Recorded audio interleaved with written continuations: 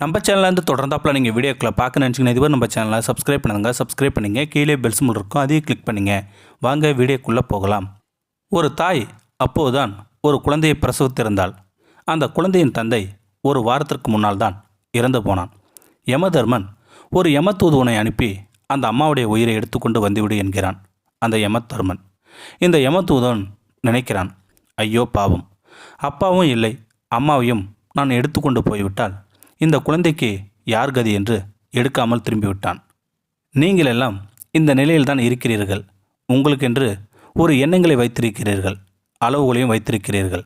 ஆக யமதூதன் அந்த குழந்தைக்கு யார் கதி என்று நினைத்து பரிதாபப்பட்டதனால் உயிரை எடுக்காமல் போய்விட்டான். ஆனால் அங்கே யமன் சொல்லிவிட்டார், உனக்கு தேவலோக ரகசியங்கள் தெரியவில்லை, கடவுளுடைய அருளாட்சி எப்படி நடக்கிறது என்று தெரியவில்லை.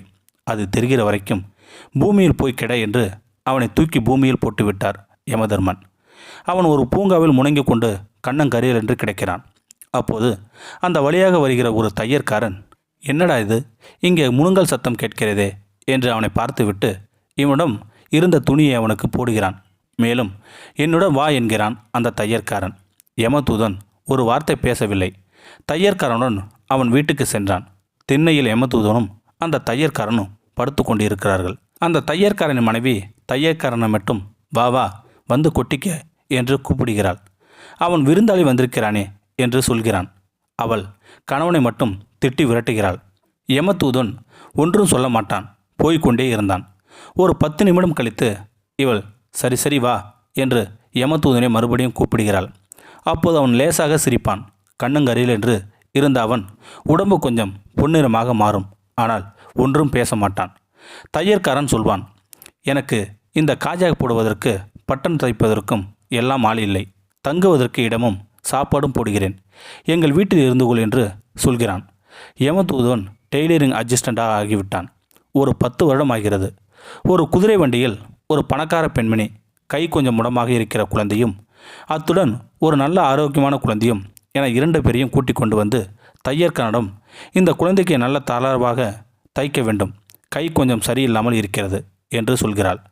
யமதூதுவன் அந்த குழந்தையை பார்ப்பான், அந்த பணக்கார பெண்மணியும் பார்ப்பான், சிரிப்பான்.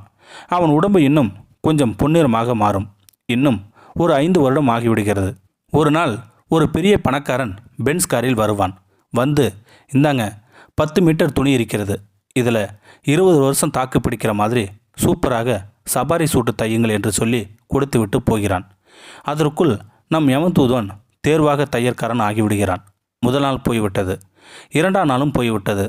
தையற்காரன் நாளை டெலிவரி. அந்த பணக்காரன் வந்து கேட்பான், என்ன சொல்வதென்று கேட்கிறான் அந்த யமதூதனிடம். இவன் டர் என்று அந்த பேண்ட் துணியை கிழிப்பான். ஒரு தலையணை உரையும் பெட் கவரையும் தைப்பான். தையற்காரன் திட்டுவான், என் பிழைப்பில் மண்ணை போடுவதற்காக வந்தாயா? இப்போது அவன் வந்து கேட்டால் நான் என்ன பண்ணுவது என்பான் அந்த தையற்காரன். அப்போது கார் டிரைவர் ஓடி வருவான், நீங்கள் சவாரி தைக்காதீர்கள், என் முதலாளி இறந்து விட்டார், அதனால் அவருக்கு ஒரு தலையணை உரையும் மெத்த உரையும் தைத்து விடுங்கள் என்று சொல்கிறான். இவன் முகத்தில் சிரிப்பு வரும், முழுவதும் பொன்னிறமாக மாறிவிடுவான். அப்படியே மேலே போவான். அப்போது தையற்காரன் சொல்வான், அப்பா, நீ யார்?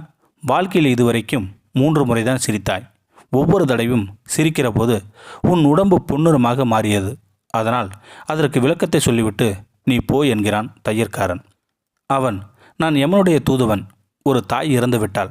அந்த குழந்தைக்கு யார் கதி என்று அந்த தாயின் உயிரை எடுக்காமல் வந்துவிட்டதனால் பூமியில் போய் தேவரகசி தெரிந்து கொண்டு வா என்று அனுப்பினார்கள்.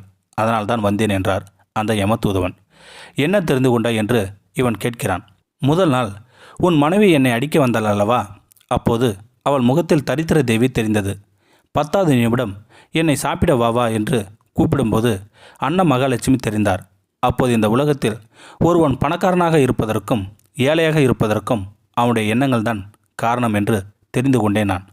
இது போய்விட்டு அது வருவதற்கு 10 நிமிடம்தான் தேவை என்று தெரிந்து கொண்டேன் நான். இதுதான் தேவ ரகசியம் ஒன்று. மனிதர்களிடம் பெரிய திட்டங்கள் எல்லாம் இருக்கிறது. ஆனால் எந்த காடை வைத்து விளையாடுவது என்று தெரியாததனால் வம்பில் மாட்டிக்கொள்கிறார்கள். 10 வருடம் கழித்து ஒரு பணக்கார பெண்மணி குதிரை வண்டியில் வந்தாள் அல்லவா? ஆமாம். அவளுடன் ஒரு குழந்தை கை முடமாக வந்ததல்லவா? ஆமாம். அதுதான் நான் இதற்கு அம்மா இறந்து போய்விட்டால் யார் பார்த்து கொள்வார்கள் என்று நினைத்த குழந்தை அதுதான் என்றான். நிஜமான தாய் ஏழை. அவள் இறந்து விட்டால் கூட இந்த குழந்தையை நன்றாக பார்த்து கொள்வதற்கு இதற்கு கொஞ்சம் தளர்வாக தைக்க வேண்டும் என்று சொல்கிற அளவுக்கு ஒரு பணக்கார அன்பான அம்மாவை இறைவன் தயாராக வைத்திருக்கிறான். இது எனக்கு தெரிந்தபோது 2வது முறை சிரித்தேன் நான். ஒரு யமதூதவன் ஆகிய எனக்கே பச்சாதபதம் இருக்கிற போது இறைவனுக்கு இருக்காதா?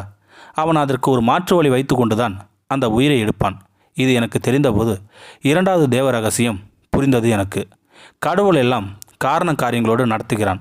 3வது தேவ ரகசியம், 3 நாட்களில் சாகப் போகிறவன் இன்னும் 20 வருஷம் நான் உயிரோடு இருக்கப் போகிறேன் என்று நினைத்து கொண்டு நன்றாக 20 வருஷத்திற்கு வருகிற மாதிரி துணி தை என்று சொன்னானே.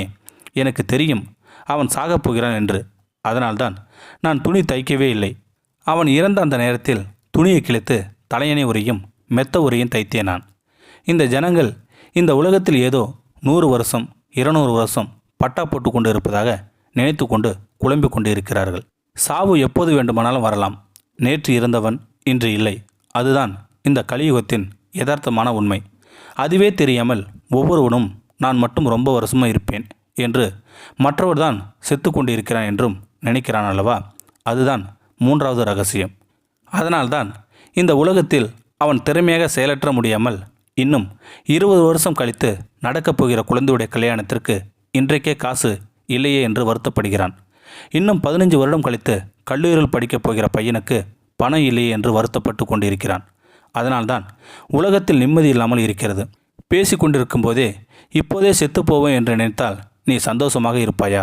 இந்த 3 ரகசியங்கள், அதாவது ஏழையாக இருப்பதும் பணக்காரனாக இருப்பதும் நம்முடைய எண்ணங்களால் தான் நடக்கிறது.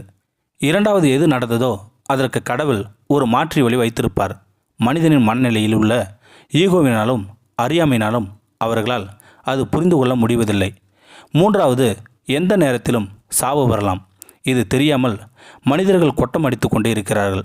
இந்த அஞ்சாததான் உலகில் துக்கங்களுக்கும் எல்லாம் காரணம். இவைதான் இந்த 3 தேவ ரகசியங்கள் என்பான் அந்த யமதூதவன்.